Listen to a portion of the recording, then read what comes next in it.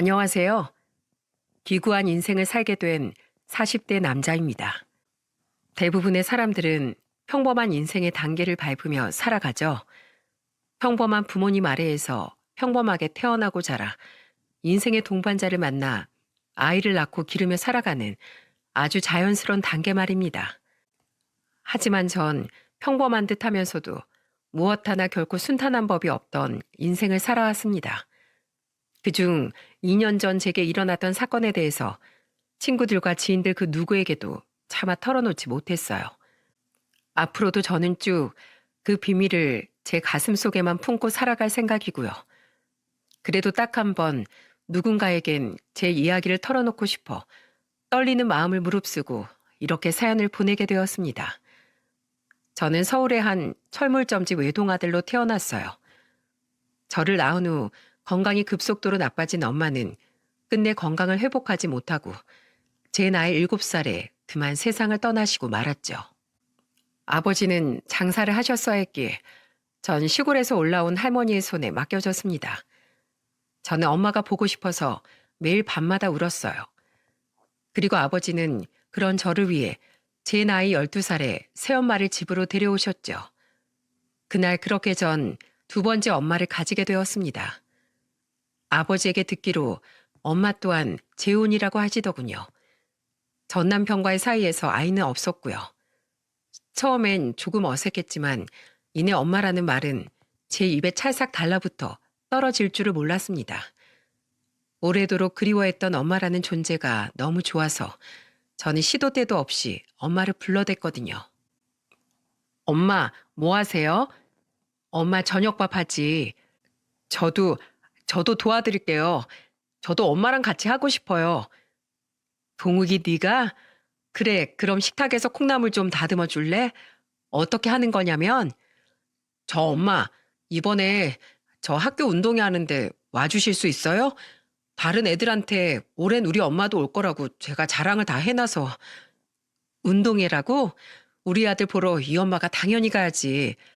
우리 동욱이 무슨 김밥 좋아해? 엄마가 도시락 싸가지고 우리 아들 응원하러 갈게. 이곳 사연들을 들어보면 참 나쁜 계모들이 즐비하던데 저희 엄마는 그렇지 않았습니다. 오히려 정반대였죠. 귀찮을 법도 했건만 엄마는 오히려 절 친아들처럼 아끼고 보살펴 주셨거든요. 하루하루가 행복했어요. 엄마를 얻은 제겐 세상 그 무엇도 두려울 것이 없었죠. 아버진 저를 끔찍이 아껴주는 엄마를 보며 무척이나 고마워하셨습니다. 저는 날이 갈수록 눈에 띄게 밝아졌고 할머니 또한 엄마를 귀한 딸처럼 아끼셨어요. 그리고 할머니는 마치 해야 할 숙제를 끝낸 듯 엄마가 집에 온 지 2년 만에 조용히 숨을 거두셨죠. 마지막까지 그토록 아끼시던 엄마의 손을 잡은 채로 말입니다. 엄마는 저를 마냥 오냐오냐 키우진 않으셨습니다. 한창 사춘기가 왔던 전 중학교 3학년 시절 나쁜 친구들을 따라 잠시 방황을 했던 적이 있어요. 친구들을 괴롭히진 않았지만 겉멋이 들어 노는 친구들을 따라 호기심에 술을 마시고 담배를 피웠죠. 그러다 한 번은 엄마에게 제대로 걸리고 만 겁니다. 그때 전 엄마에게 처음으로 매타작을 당해봤어요. 이놈의 자식아! 아! 엄마, 아파요! 엄마는 제 등짝을 마구 후려치셨습니다. 그리곤 손이 퉁퉁 부은 채 화난 표정으로 앉은 엄마 앞에 무릎을 꿇고 연신 죄송하다고 잘못을 빌었죠. 엄마는 엄한 목소리로 제게 이렇게 말씀하셨어요. 동우가 왜 네 스스로 시간과 정성을 들여서 네 인생을 망치는 경험을 하니? 네가 잘못되면 그건 너뿐만이 아니라 이 아버지와 이 엄마의 가슴 또한 갈기갈기 찢어질 거다. 난 목숨보다 소중한 내 아들이 잘못된 길을 가는 걸 막기 위해서라면 얼마든지 회초리를 들 수 있어. 친구들하고 어울리는 거 좋지. 하지만 널 누구보다 아끼고 사랑해서 진심으로 조언하는 사람이 누군지 오늘 저녁에 곰곰이 생각해 보길 바란다. 그리고 그날 밤 늦게 퇴근하고 돌아오신 아버지에게도 호된 꾸짖음을 듣고 방으로 돌아가던 전 그만 보고야 말았습니다. 안방 침대에 힘없이 걸터앉아 흐느끼고 계시던 엄마를 말입니다. 그날 전 어린 마음에도 제가 무언가 큰 잘못을 저질렀다는 사실 하나만은 단단히 깨달았던 것 같아요. 그래서 그날 이후 전 호기심에 저질렀던 비행과 일탈 모두를 그만두고 다시 학업에 열중하게 되었죠. 저는 부모님의 지원과 도움으로 서울의 중위권 대학에 합격할 수 있었습니다. 아버지께서도 절 많이 도우셨지만 수험 생활 내내 헌신적으로 절 챙긴 엄마가 아니었다면 전 그 힘든 고3 생활을 버텨내지 못했을 거예요. 대학교 합격 통지를 확인한 후 제가 누구보다 먼저 달려가 꽉 안고 눈물을 터뜨렸던 사람도 바로 엄마였죠. 시간이 흘러 대학을 졸업한 전 공기업에 취업을 했습니다. 아주 평탄한 삶의 연속이었죠. 저는 대학 친구가 주선한 소개팅으로 만난 아내와 결혼해도 꼴이 날 수 있었어요. 직장인이었던 아내는 활기차고 착한 사람이었습니다. 아내의 모습을 가만히 보고 있노라면 어찌나 사람이 반짝반짝 빛나던지 전 아내를 보며 항상 제게 과분한 여자라고 생각했어요. 저희 부모님 또한 그런 아내를 무척이나 좋아하셨죠. 특히 엄마는 제가 아내와 본가에 갈 때면 항상 아내를 백년 손님 대하듯 귀하게 대해주시더라고요. 네 시할머니도 며느리였던 날 아주 귀하게 대해주셨지. 세아가 널 보니 수많은 과거의 기억이 떠오르는구나. 네 손에 앞으로도 우리 집에선 물 한 방울 묻히지 않을 테니 모쪼록 자주 놀러 오렴. 목사님이었던 장인어른과 교회 전도사로 일하셨던 장모님 또한 절 친아들처럼 아껴주셨습니다. 평온한 결혼 생활 속에서 저와 아내는 귀여운 딸도 한 명 낳았어요. 아내 또한 처가댁의 외동딸이었던지라 양가에선 첫 손주의 탄생을 무척이나 기뻐하셨죠. 하지만 우리의 행복은 그리 오래 가지 못했어요. 딸아이가 돌도 되기 전 아내는 그만 난소암 사기 판정을 받고 말았거든요. 아내는 양가 식구들의 간절한 기도 속에서 수술을 받고 항암 치료를 받으며 투병 생활을 이어갔지만 결국 채 2년이라는 시간을 넘기지 못하고 세상을 떠나버렸죠. 고작 우리 딸의 나이 3살의 말입니다. 슬픔을 딛고 혼자 딸을 키워내야 했던 전 엄마의 권유로 부모님의 집에 다시 들어가게 되었습니다. 엄마는 직장 생활을 하는 저를 위해 우리 딸을 돌봐주셨고 다행히 7살이었던 저보다도 더 어린 나이에 엄마를 잃은 딸은 엄마의 존재를 기억하지 못했습니다. 딸은 초등학교에 들어가기 전까지 저희 엄마인 할머니의 지극정성으로 인해 엄마의 빈자리를 느끼지 못하고 밝게 자랐죠. 저는 아내가 세상을 떠난 후 자주는 아니어도 처부모님의 생신과 명절엔 딸을 데리고 항상 두 분을 찾아뵈었어요. 하지만 아내가 떠난 지 3년 뒤 장인어른은 조용히 저를 불러 이렇게 말씀하시더군요. 이쯤 하면 됐네, 강서방. 이제 그만 오게. 자네가 계속 우릴 찾아오면 자네만 더 힘들어. 우리 또한 우리 딸아이 생각이 나서 고통스럽기 마찬가지고 서로의 평안한 삶을 위해 더는 서로 보지 않는 것이 나아. 우리 하영이만 모쪼록 행복하게 잘 키워주게. 그리고 자넨 아직 젊으니 우리 딸을 잊고 앞으로 새 인생 살아. 저는 엉엉 울며 장인어른께 이러시지 말라고 빌었지만 장인어른은 가슴 아픈 표정을 지으면서도 단호하게 절 밀어내시더군요. 장모님 또한 장인어른 곁에서 펑펑 울며 저에게 작별 인사를 고하셨죠. 그렇게 그날 이후 전 더 이상 두 분을 뵙지 못했습니다. 몇 번 더 두 분께 연락을 드렸지만 두 분은 더는 제 연락을 받지 않으셨어요. 너무 힘들었지만 저는 엄마의 끝없는 응원과 지지로 결국 다시 일어설 수 있었습니다. 그렇게 아내가 세상을 떠난 지 약 7년이라는 시간이 흘렀어요. 딸이 초등학교 3학년이었던 어느 날 엄마는 저를 불러 이런 말씀을 하시더군요. 동우가 넌 재혼할 생각 없니? 하영이가 초등학교에 들어가고 나서 부쩍 엄마의 빈자리를 많이 느끼는 것 같더구나. 아무래도 집에서만 있을 때하고는 다르게 주위 친구들이 사는 모습이 눈에 들어올 테니까. 저는 최근 몇 년간 왜 자신만 엄마가 없냐고 울먹이던 딸의 모습을 떠올렸습니다. 제가 쓰게 웃자 엄마는 말을 이으셨어요. 동우가 너도 알잖니. 엄마의 빈자리가 그 나이 때 애들에게 얼마나 크게 느껴지는지, 엄마라는 존재가 아이에게 얼마나 필요한지 말이야. 그러니까 하영이를 위해서라도 재혼에 대해 진지하게 한번 생각해봐. 이 엄마 주변에 아직 시집 안 간 딸을 둔 지인이 하나 있어. 그 딸이 결혼 생각이 없어서 여태 시집을 안 가서 그렇지. 내가 몇 번 보니 애가 참 바르고 착하더구나. 엄마가 주선해 줄 테니까 한번 만나봐. 어느새 얼굴에 주름이 많아진 아버지는 엄마 옆에 앉아 부록이 넘은 아들을 걱정하며 엄마의 말씀을 거두시더군요. 저는 저를 걱정하는 두 분의 마음과 엄마를 찾으며 울던 딸을 떠올리며 결국 알았다고 대답했죠. 그런데 엄마, 제가 집에 놀러 오시던 엄마 친구분들은 전부 배웠던 것 같은데 그분은 어느 이모 따님이에요? 그 중엔 없어.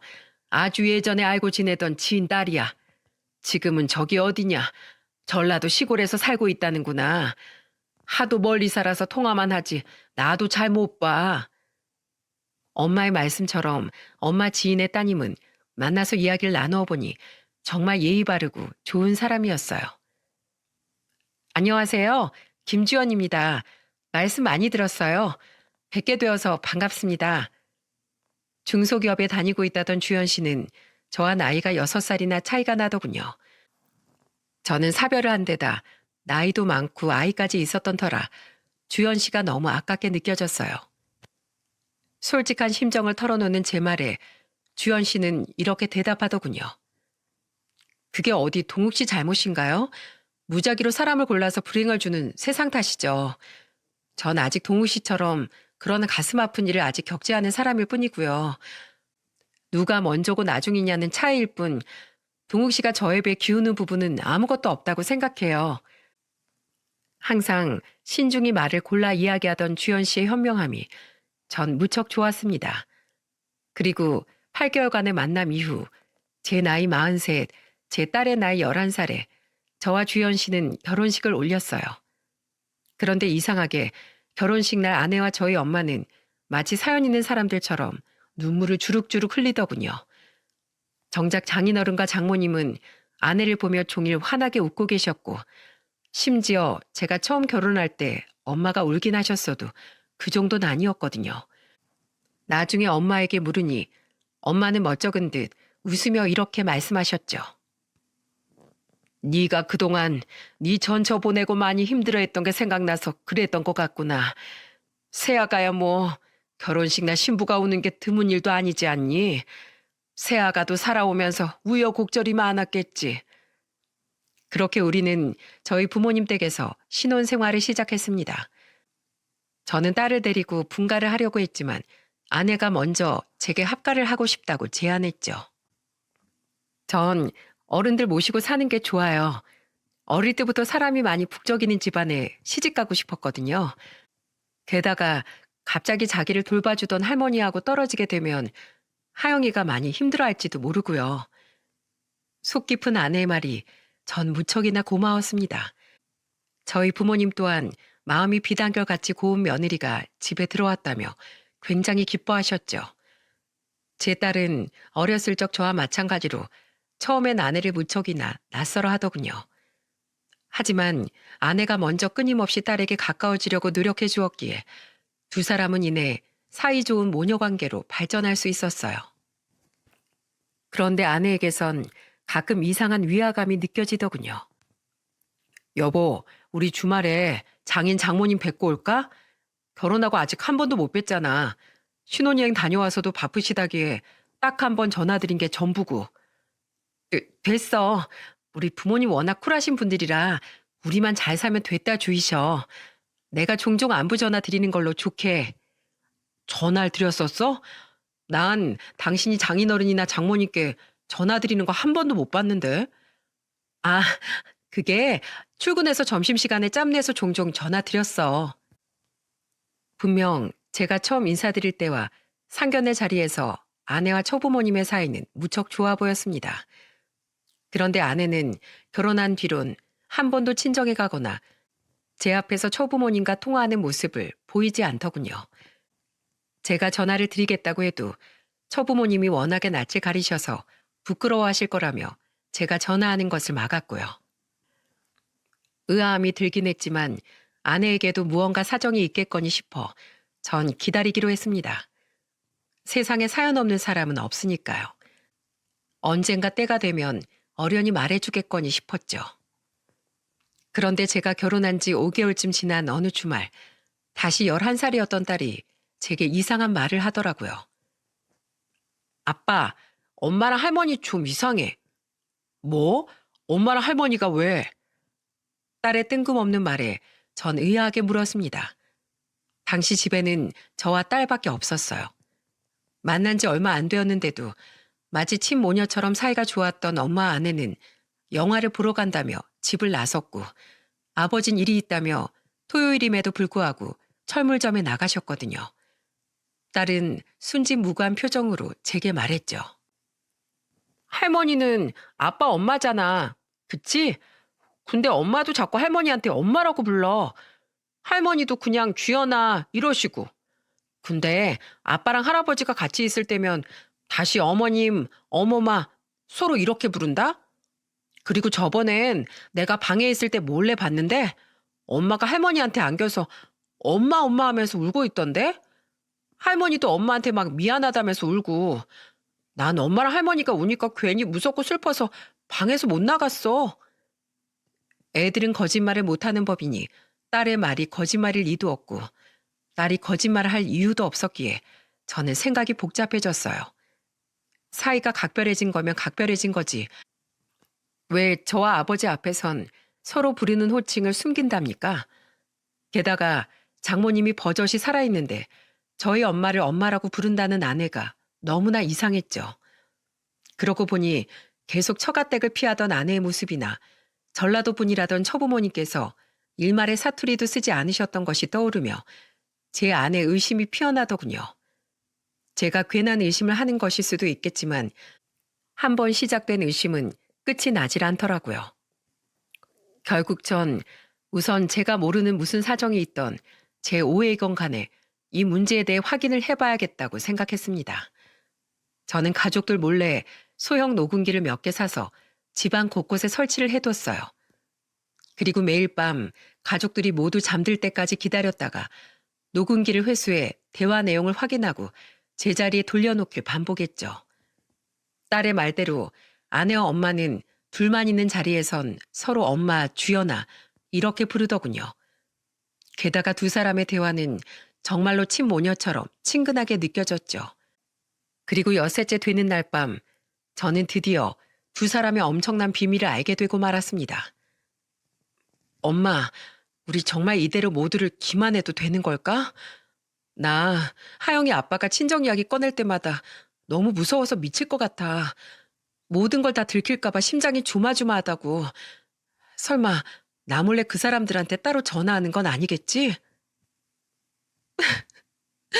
엄마, 2년 전에 내가 친엄마 찾겠다고 엄마를 찾아온 거 그게 정말 내가 잘한 일일까?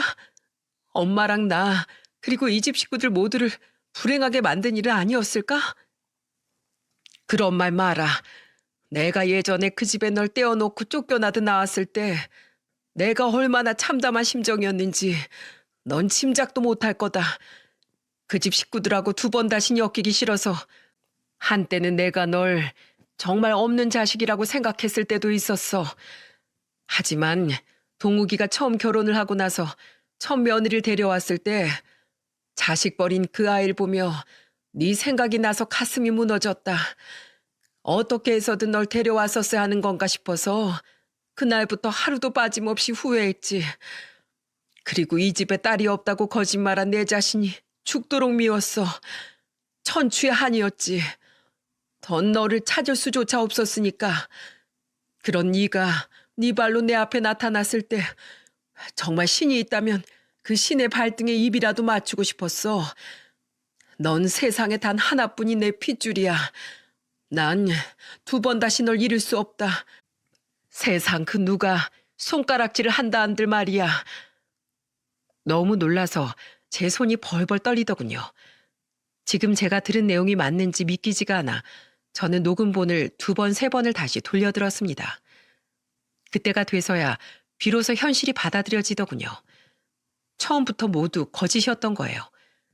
아내는 존재하지도 않았던 엄마 지인의 딸이 아니라 오래전 엄마가 전 남편과의 사이에서 난 친딸이었던 겁니다. 제가 새 처부모님이라고 철석같이 믿고 있던 그 사람들은 저희 엄마가 치밀하게 돈으로 고용해 준비해두었던 연기자들이었던 거죠. 미칠 것 같았습니다. 아무리 생각해도 이해가 되지 않았어요. 그토록 절 진심으로 아껴주었던 엄마가 그것도 자신의 친딸과 왜 이런 끔찍한 일을 저지른 건지 말입니다. 저희 집안엔 뜯을 만한 큰 재산이 있던 것도 아니고 아내가 저와 결혼해봤자 크게 득볼 일도 없었는데요. 나 몰래 사망보험이라도 들어뒀나? 아니면 우리 아버지 사망보험을? 그럼 그동안 엄마의 모든 행동들은 전부 거짓이었나? 그 기나긴 세월 모두? 저는 그날 밤 결국 한숨도 자지 못하고 밤을 지새웠습니다. 그리고 다음 날인 토요일 아침 일찍 잠을 자고 있던 딸을 제외한 모든 가족을 불러 모았죠. 무슨 일인데 주말 꼭두 새벽부터 식구들을 다 깨워? 아버지는 잠이 덜 깨신 듯 눈을 비비며 물으셨고 아내와 엄마 또한 의아한 얼굴로 절 바라보더군요. 저는 아무 말 없이 엄마 아내의 대화 녹음본을 재생시켰죠. 재생이 전부 끝난 뒤에 엄마 아내의 얼굴을 보니 두 사람의 얼굴은 사색이 되다 못해 시퍼렇게 질려 있더라고요. 마찬가지로 아버지 또한 상황 파악이 안 되는지 경악한 표정으로 우리를 번갈아 보셨습니다. 저는 싸늘한 눈으로 엄마 아내를 바라보며 말했어요. 하영이가 이상한 말을 하길래 제가 괜한 의심을 풀어보고자 집에 녹음기를 설치했었어요. 그런데 제 괜한 의심이 아니었더군요.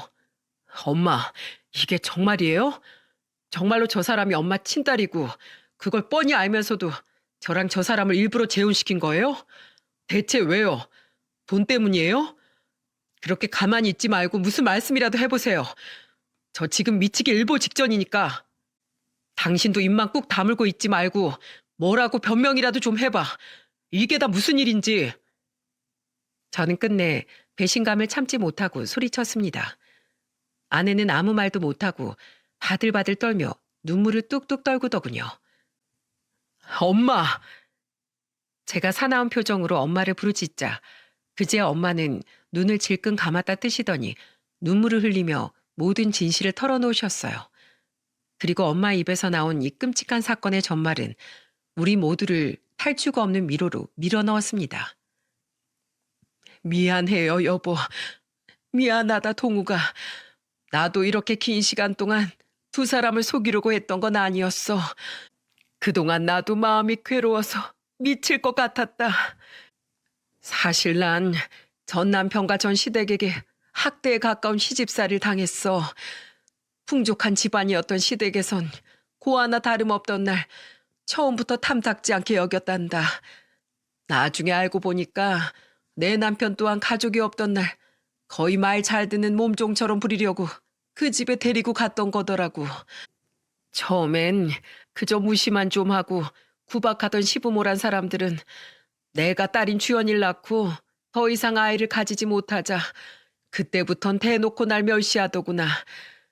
내가 늦잠이라도 자는 날엔 시부라는 사람이 날 발길질로 깨웠고 시모는 국이 맛이 없다며 내 얼굴에 뜨거운 국그릇을 집어던지는 게 일상이었지. 울면서 내가 제발 나가 살자고 전 남편에게 매달렸더니 전 남편 또한 나한테 손찌검을 하기 시작했다. 고아나 다름없는 필요한 날 데리고 살아주는 것만 해도 고마워해야 할 판에 어딜 도망치려고 하냐면서 말이야. 나는 그 집에서 눈 뜰 때부터 잠들 때까지 집안일을 하고 남편 시중을 드는 노예, 그 이상도 이하도 아니었어. 난 그 사람들에게 매번 내가 하잘것없는 인간이라는 세뇌를 당하면서도 주연이 하나만 보고 이를 악물고 버텼지. 그러다 주연이가 4살이 됐을 때 난 그 집에서 쫓겨났다. 내가 있으면 재혼하는데 방해가 된다면서 말이야. 전 남편 놈에게 여자가 생겼거든. 그때 그 인간 같지도 않은 전 시부모가 나에게 단단히 으름장을 놨지. 이 집에서 있었던 일 밖에서 떠들고 다니지 마라. 그리고 앞으로 네 딸을 보겠다며 이 집에 찾아와서 내 아들 앞길도 막지 마라. 또다시 자기들 눈앞에 나타나면 나뿐만 아니라 내 딸도 가만두지 않겠다. 이러면서 나한테 주먹을 쥐어 보이더구나. 그때 난 뒤도 돌아보지 않고 도망쳤다. 주연이가 걱정이 되긴 했지만 자기 아들 핏줄이라며 그 인간들이 주연이에겐 그래도 잘해줬으니 괜찮겠지. 그 집엔 돈도 많으니 이게 오히려 주연이를 위한 일이 맞아. 이러면서 애써 스스로를 다독였지. 무엇보다 난 더 이상 그 김씨 가문 근처엔 얼씬도 하고 싶지 않았어. 솔직히 난 그 집이 너무 무서웠단다. 그 집 식구들이라면 자다가도 이가 갈릴 정도로 치가 떨렸지. 그러다가 동욱이 네 아버지를 만나 재혼을 했고 난 태어나서 처음으로 남편과 시어머니의 사랑을 느낄 수 있었다. 너무 행복하고 두려웠어. 겨우 얻은 이 행복이 깨지진 않을까 싶어서 처음엔 잠조차 제대로 이룰 수가 없었지. 그래서 그 집에 대한 모든 흔적을 내게서 없애고자 난 딸조차 없는 척을 했다. 처음에라도 네 아버지한테 사실대로 털어놨어야 했는데 차마 이 행복이 깨질까 봐 그러지 못했어. 그리고 내가 다시 딸을 보려고 그 집을 찾아가면 주연이조차 가만두지 않겠다고 했으니 난 멀리서나마 마음으로 내 딸의 행복을 빌어줄 수밖에 없었다. 그리고 그 죄책감에 난 동욱이 널 더욱더 정성으로 키웠어. 내 딸을 대신해서 아들인 널 더욱 훌륭하게 그리고 행복하게 키우고 싶었단다. 하지만 애써 잊고 살던 우리 주연이가 자식 같은 첫 며느리를 만난 이후로 더더욱 간절하게 보고 싶더구나. 밥은 잘 먹고 살고 있는지, 며느리처럼 동욱이 너 같은 좋은 남자 만났을지 시간이 지날수록 걱정이 되었어. 엄마는 눈물이 멈추지 않는지 잠시 말을 멈추고 옷소매로 연신 눈물을 닦으시더군요. 아내는 옆에서 엄마의 어깨를 감싸 안으며 함께 흐느꼈죠. 겨우 울음을 그친 엄마는 다시 말을 이으셨습니다. 저는 잠자코 엄마의 말을 마저 들어보기로 했습니다. 그런데 2년 전 주연이가 날 찾아왔다. 동사무소에 부탁해서 내 기록을 찾았다는구나. 한동안 멀리서 날 지켜봤다던 주연이는 내가 외출한 틈을 타 내게 말을 걸어왔지. 주연이를 거의 30여 년 만에 다시 만났을 때 그때 내 마음이 어땠을지 짐작하겠니? 죄책감과 반가움, 감사함과 경악스러움이 모두 밀려왔다. 그리고 주연이가 어떻게 살았는지 전부 들은 그 순간 난 엄청난 죄책감에 휩싸여 주연이 앞에서 얼굴조차 들 수가 없었어. 전 남편의 세 부인은 아들을 둘이나 낳았다는구나. 전 남편은 물론이거니와 악마 같은 전 시부모들은 손주들이 생기니까 우리 주연이를 찬밥 취급하며 거의 방치하듯 키웠다는데 그 말을 듣는 순간 내 자신이 죽이고 싶을 정도로 미웠어.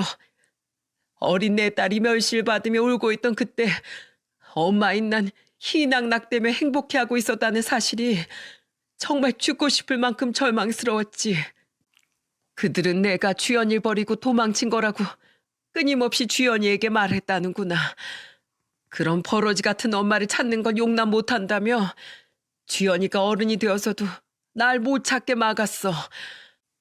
그렇게 애를 서럽게 과시하면서 키울 거면 나한테 진즉에 보내주기라도 하지. 정말 어떻게 인두겁을 쓰고 애한테 그런 짓을 할 수 있니? 때문에 평생 날 원망하며 살던 주연인 전 시부모란 인간들과 전 남편이 모두 세상을 떠난 뒤에 비로소 날 찾아왔던 거다. 정말로 그들의 말처럼 내가 자신을 버리고 떠난 건지 왜 자신을 버린 건지 꼭 날 찾아와서 묻고 싶었대. 그리곤 혹시 나도 자신처럼 죽은 전 시부모와 전 남편에게 쫓겨난 건 아닌지, 그래서 어쩔 수 없이 자신을 두고 떠난 건지 꼭 확인하고 싶었다더구나. 주연이 내게 물으며 펑펑 울었어. 자신은 끝없이 날 그리워했다면서 말이야. 난 주연이한테 그 집에서 내가 당했던 일들, 그리고 그들이 2번 다시 주연이 앞에 나타나지 말라며 으름장을 놨던 일들 모두를 털어놨다.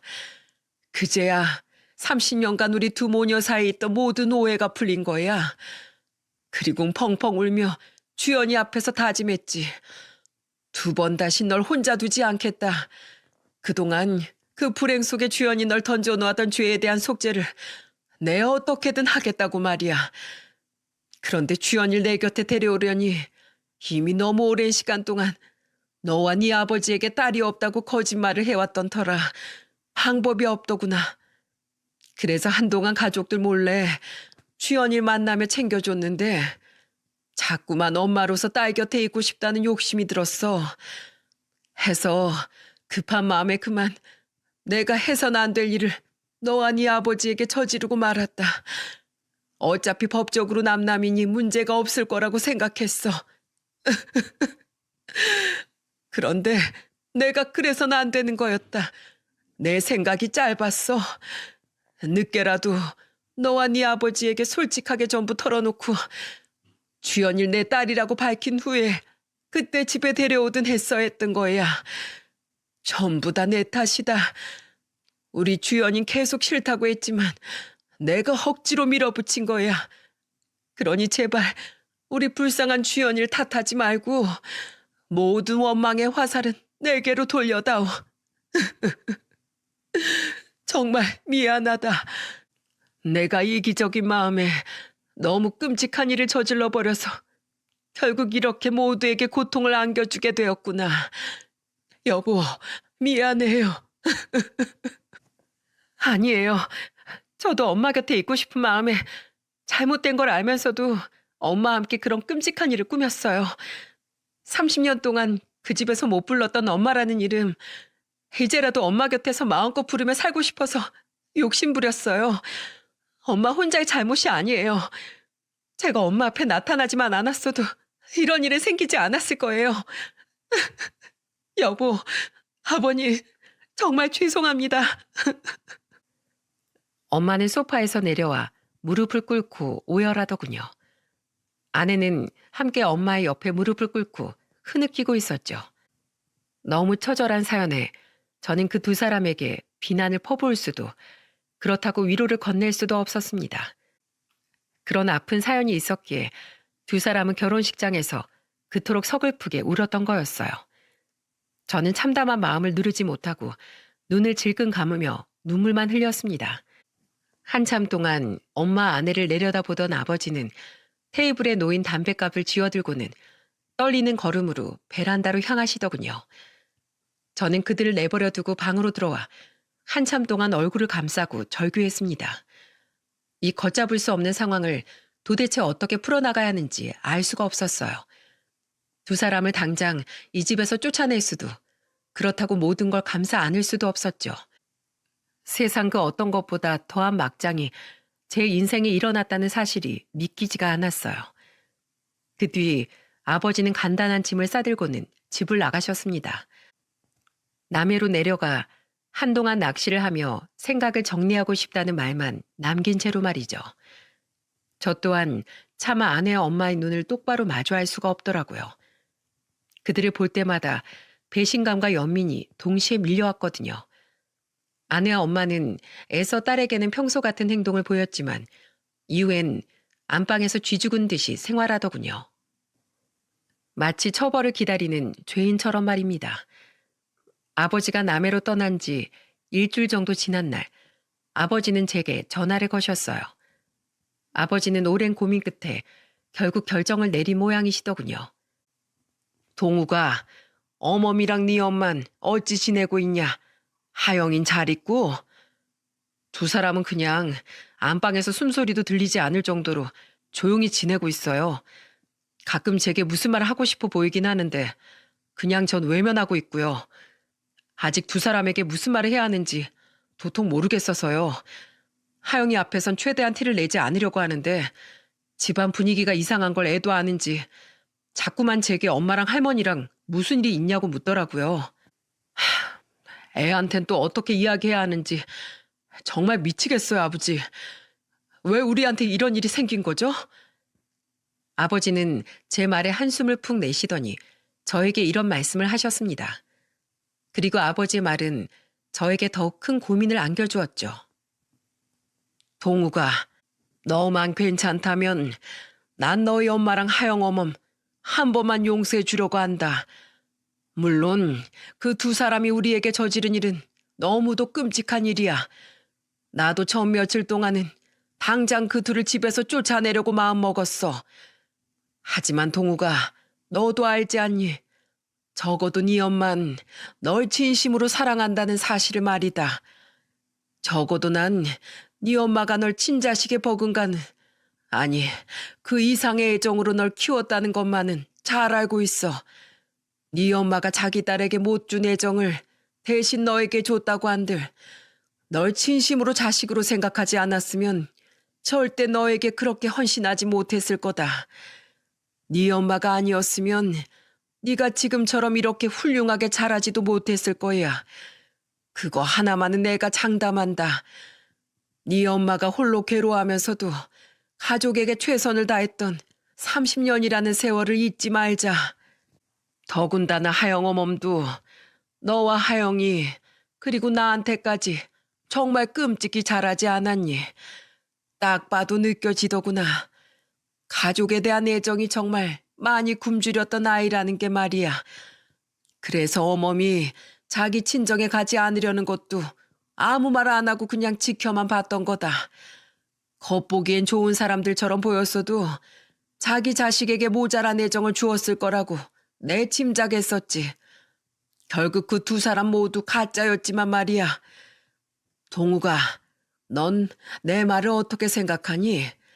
너에겐 내 강요하지 않으마. 이건 나보다 너한테 더 중요한 문제니 말이다. 난 내일 아침에 첫 차 타고 올라갈 생각이다.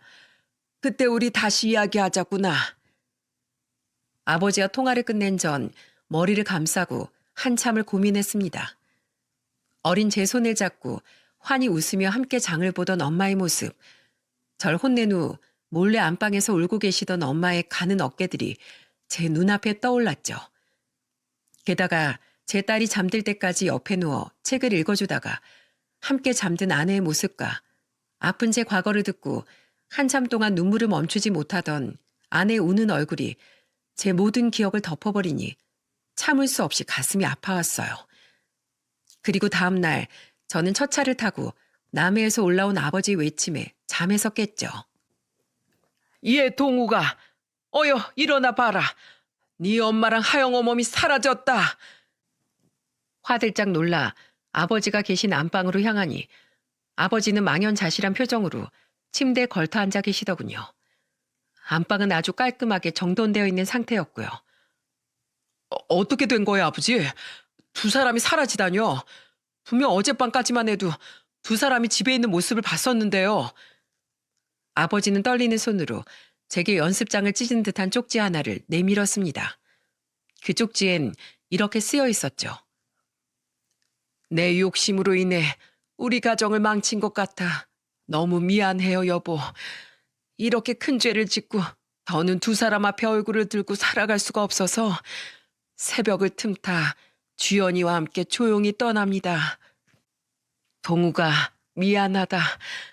엄마로서 하지 말아야 될 일을 저질러 한 번씩 엄마 안을 잃었던 너에게 또다시 같은 상처를 주게 되었구나. 부디 이 끔찍한 엄마를 용서하지 마렴. 두 사람 곁에서 평생을 속죄하고 싶지만 못난 엄마 탓에 오랜 시간 마음고생하며 살았던 주연이 곁을 더는 떠날 수가 없다. 하지만 동우가 30년이 넘는 세월 동안 난 진심으로 네 엄마로 살 수 있어서 행복했단다. 그러니 아들아, 이 엄마를 원망하며 앞으로의 네 삶을 낭비하지 말아라. 이 엄만 그럴 가치도 없는 사람이니 나로 인해 원망에 사로잡혀 네 인생을 절대로 망치면 안 된다. 동우가 이 못난 엄마는 있고 꼭 행복하렴. 어디에서든지 너와 하영이의 행복을 응원하마. 사랑한다. 여보, 우리 동욱이 잘 부탁해요. 미안해요. 그동안 고마웠어요.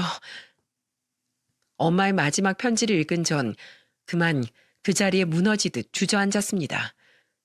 그리곤 편지를 품에 안고 집이 떠나가라 통곡했죠. 이 편지에 꾹꾹 눌러담긴 30여 년 동안 절 사랑으로 키워준 엄마의 애정을 여실히 느낄 수 있었으니까요.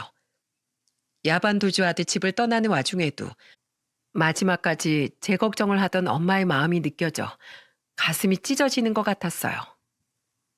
저와 아버지는 그 길로 곧장 두 사람을 찾아 나섰습니다. 저는 회사에 휴가를 내고 아버지는 가게 문을 닫고서 번갈아 가며 딸을 돌봤죠. 아내는 회사까지 그만두고 잠적을 했다더군요. 그리곤 하루에 30통이 넘는 부재중 전화를 엄마 아내에게 남겼어요. 하지만 두 사람은 끝내 아버지의 전화도 저의 전화도 받지 않았고 저는 두 사람을 찾아다닌 지 일주일 후 마지막이라는 생각으로 간절함을 담아 엄마에게 문자를 남겼습니다. 엄마, 너무 보고 싶습니다. 제발 절 떠나지 마세요.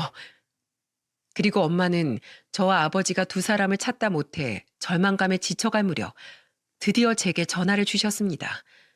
집을 나가신 지 정확히 열흘 만이었죠. 동우가, 엄마 지금 어디세요? 제가 아버지랑 얼마나 찾아다녔는지 아세요? 제가 지금 당장 엄마 계신 곳으로 갈게요. 엄마는 강원도의 한 바닷가에서 아내와 함께 머물고 계셨더군요. 저는 아버지께 딸을 부탁하곤 곧장 강원도로 향했습니다. 두 사람은 약속된 장소에서 초조하게 서성이고 있었어요. 저는 그들을 보자마자 차에서 내려 두 사람에게 뛰어갔죠. 그리곤 어색하게 절 부르는 엄마와 아내를 양팔로 부둥켜 안았습니다. 엄마, 여보. 두 사람은 잠시 당황한 듯 얼어붙었지만 이내 절 끌어안고는 펑펑 울더라고요. 동우가, 이 엄마가 정말 미안하다. 여보. 저는 제가 품에 안지 않으면 두 사람이 또다시 제 눈앞에서 사라지진 않을까 두려워 목 놓아 울면서도 두 사람을 더욱 세게 끌어안았습니다. 그렇게 우리 세 사람은 눈물의 상봉식을 마친 후에 다 함께 서울의 집으로 돌아오게 되었죠. 집에서 두 사람을 초조하게 기다리던 아버지 또한 엄마를 끌어안으며 한참을 흐느끼시더군요. 아이고, 이 바보 같은 사람아. 돈 한 푼 챙기지 않고 컵도 없이 어디로 떠났었단 말이야. 미안해요, 여보. 도무지 당신과 동욱이를 볼 염치가 없어서 이대로 우리가 조용히 사라지는 게 두 사람을 위한 최선이라고 생각했어요. 죄송해요, 아버님. 내가 다 품어줌세. 당신이 우리에게 최선을 다했던 그 시간, 이제 내가 그대로 갚아줄게. 주연일 내 며느리이자 자식처럼 품고 살아갈 테니 더는 나와 우리 동욱이 곁을 떠날 생각하지 말어. 아내는 끌어안고 우는 부모님을 보며 옆에서 함께 흐느끼고 있더라고요. 저 또한 또다시 흐르는 눈물을 꾹꾹 눌러 닦았죠. 엄마는 아버지의 품에서 벗어나 저를 보고는 눈물을 흘리며 물으시더군요. 아휴, 정말로 나랑 주연이가 이 집에 네 아버지와 네 곁에 있어도 괜찮겠니? 이렇게 끔찍한 잘못을 저지른 우리가 이젠 제가 엄마도 집사람도 둘 다 지켜줄 거예요. 엄마가 그동안 이 사람 대신 저한테 헌신했던 그 시간들, 그 은혜, 이젠 제가 두 사람에게 갚아나갈게요. 그러니까 엄마, 더 이상 혼자서 괴로워하고 슬퍼하지 마세요. 여보, 당신도 이제 더는 혼자 마음 졸이며 살지 마. 그동안 정말 마음고생 많았어. 여보, 고마워요. 진심으로 고맙고 미안해요. 앞으로 평생 당신하고 아버님, 그리고 우리 하영이를 위해서만 살게요. 그렇게 우리 5 식구는 2년이 지난 지금 언제 그런 일이 있었냐는 듯 다시 평화를 되찾아 잘 지내고 있습니다. 당시 아버지는 혹시 모를 상황을 위해 친구 집에 놀러 가고 싶다는 저희 딸을 그 친구 집에 맡기셨었다고 해요. 참으로 아버지 해안이었죠. 어리다곤 하나 사리 분별을 할 수 있던 나이의 딸이 당시 상황을 봤었다면 우리 딸에게 설명 못할 큰 상처를 안겨주었을지도 모르니까요. 2년 전 다행히 사표를 철회할 수 있었던 아내는 요즘 직장을 다니면서도 초등학교 6학년이 된 딸아이의 조기 교육에 열심히 일합니다. 딸아이가 공부에 대한 욕심이 남달랐기에 벌써부터 중학교 2학년 과정을 배우는 종합학원에 딸을 보내고 자신도 학부모로서 입시를 어떻게 준비해야 하는지에 대해 열심히 공부하고 있죠. 자식을 잘 되게 하는 건 파라리 부모 몫이라면서 말입니다. 아내는 겪을수록 엄마의 좋은 점만을 빼닮은 착하고 좋은 사람이더군요. 저희 아버지께선 최근 철물점을 정리하셨습니다. 엄마의 가슴 아픈 과거를 듣고는 앞으로는 더 나이가 들기 전에 엄마를 위해 더욱 많은 시간을 쓰고 싶으시다면서요. 이후 두 분은 요즘 이곳저곳 놀러 다니며 노후를 즐기고 계십니다. 한두 달에 한 번은 5식구 모두 다 같이 근교로 여행을 다니기도 하며 우리는 가족 간의 우애를 더욱 돈독히 만들고 있죠. 단 하나 달라진 점은 더 이상 아내는 저희 엄마를 엄마라고 부르지 않는다는 겁니다. 대신 모든 며느리들이 그리하듯 어머님이라고 부르더군요. 제가 그 이유를 물었더니 아내는 희미한 미소를 지으며 이렇게 말했습니다. 어머님도 엄마라는 뜻은 마찬가지니까 그걸로 만족하려고요. 내 욕심 때문에 하영이에게 더는 혼란을 주고 싶지 않아요. 하영이 엄마가 되려면 제가 가진 것 중 하나는 마땅히 포기할 줄 알아야죠. 제가 지금 누리고 있는 이 행복이 얼마나 과분하고 감사한 일인지 충분히 알고 있거니와 지금은 하영이 엄마로서의 내 삶이 더 중요해요. 많은 분들은 이렇게 생각하실 겁니다. 아무리 친엄마는 아니어도 어떻게 엄마의 딸과 결혼 생활을 이어갈 수 있냐고요. 저 또한 마찬가지였기 때문에 오랜 시간 동안 괴로운 고민을 했었죠. 하지만 엄마 아내가 눈앞에서 사라진 순간 깨달았네요. 반평생을 저를 위해 헌신했던 엄마에 대한 사랑과 은혜를 전 절대로 외면할 수 없다는 사실을 말입니다. 저는 앞으로 더는 아무 생각하지 않고 지금 제 곁에 있는 저희 가족의 행복을 최선을 다해 지켜나갈 생각이에요. 제 딸은 제 아내와 엄마의 사이가 특별히 돈독한 고부 사이인 줄로만 알고 있습니다. 우리 가족은 딸을 위해서 딸뿐만 아니라 그 누구에게도 말하지 않고 이 기구한 비밀을 영원히 안고 살아갈 생각이죠. 아무에게도 할 수 없었던 긴 이야기를 이곳에서나마 털어놓으니 조금 가슴이 후련해지는 것 같기도 한편으론 제가 안고 있는 이 비밀이 더욱 무겁게 느껴지기도 하네요. 하지만 여러분, 부디 저희를 손가락질하지 마시고 아주 조금만 너그럽게 마음을 써주셔서 어렵게 지킨 저희 가족의 행복을 빌어주시면 진심으로 감사하겠습니다. 마지막으로 이 사연에 등장한 이름들은 모두 만약을 위해 가명을 사용하였음을 양해 부탁드립니다. 제 사연을 들어주신 많은 분들께서 언제까지나 행복하시길, 여러분의 가정엔 그 어떤 불화도 없이 항상 평온하시길 빌게요. 제 이야기를 들어주신 모든 분들께 감사를 전합니다.